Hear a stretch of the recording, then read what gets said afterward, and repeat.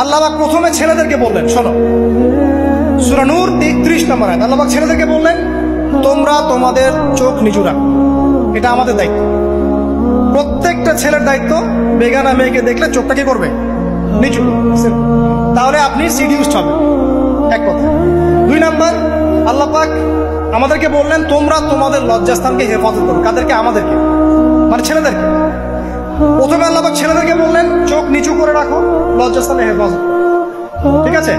সূরা বানী ইসরাঈল আল্লাহ পাক বললেন, জিনার ধারের কাছেও যেও না, ধারের কাছেও যেও। আল্লাহ পাক আরো বললেন, যদি কেউ জিনা করে ফেলে, সূরা নূরে, তাহলে তাকে 100টা বেত্রাঘাত করতে হবে। কয়টা? 100টা, এবং 1 বছরের জন্য তাকে বহিষ্কার করতে হবে। আল্লাহ পাক শাস্তিও দিলেন, শুধু তাত্ত্বিক বিধান দেন নাই, শাস্তিও দিয়েছেন। কারণ শুধু তাত্ত্বিক বিধান দিয়ে হবে? আমি যদি ওয়াজ করে বেড়াই, ভাই মদ খায় না, মদ খায় না, কোনো শাস্তি না অ্যাপ্লাই করি, তাহলে কি মদ ছাড়বে মানুষ? আমরা যদি বলি হত্যা করা মহাপাপ, মহাপাপ, দুর্নীতি করা মহাপাপ, মানুষ দুর্নীতি ছাড়বে?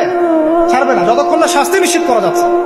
আল্লাহ পাক তাত্ত্বিক কথা শুধু বললেন না, শাস্তিও নিশ্চিত করলেন। তারপর আল্লাহ পাক আরো বললেন, যদি বিবাহিত কোনো ব্যক্তি ব্যভিচার করে, তাহলে তাকে রজম করতে হবে, মাটিতে পুঁতে তাকে পাথর নিক্ষেপ করে হত্যা করবে। ঠিক আছে? শাস্তি। এরপরে দেখেন আল্লাহ পাক মেয়েদেরকে বলছেন, মেয়েদেরকে বলছেন, তোমরা মূলত ঘরে থাকো, যদি বাইরের পরিবেশ তোমাদের অনুকূলে না থাকে, তোমরা ঘরে অবস্থান করো। ওয়াকরনা ফি বুয়ুতিকুন্না ওয়ালা তাবাররুজনা তাবাররুজাল জাহিলিয়াতিল উলা। তোমরা মূলত ঘরে থাকো। জাহিলি যুগে মেয়েরা যেভাবে নিজেদেরকে প্রদর্শন করে বেড়াতো, এই কাজটা তোমরা করো না। যদি করো তাহলে সমাজে বেহায়াপনা, ফায়সা বেড়ে যাবে, তোমরা নিজেরাই ক্ষতিগ্রস্ত হবে, যেটা হচ্ছে এখন। আচ্ছা, এরপর আল্লাহ পাক আরো বললেন, হে নবী, আপনি আপনার স্ত্রী এবং মুমিন নারীদেরকে বলেন, তারা যদি বাহিরে যায় যেন জিলবাব দিয়ে তাদের পুরো বক্ষদেশটাকে ঢেকে নেয়।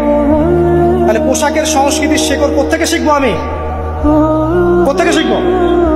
আল্লাহ পাক কর্তৃক নাজিলকৃত সর্বশেষ ঐশী গ্রন্থ থেকে শিখবো নাকি?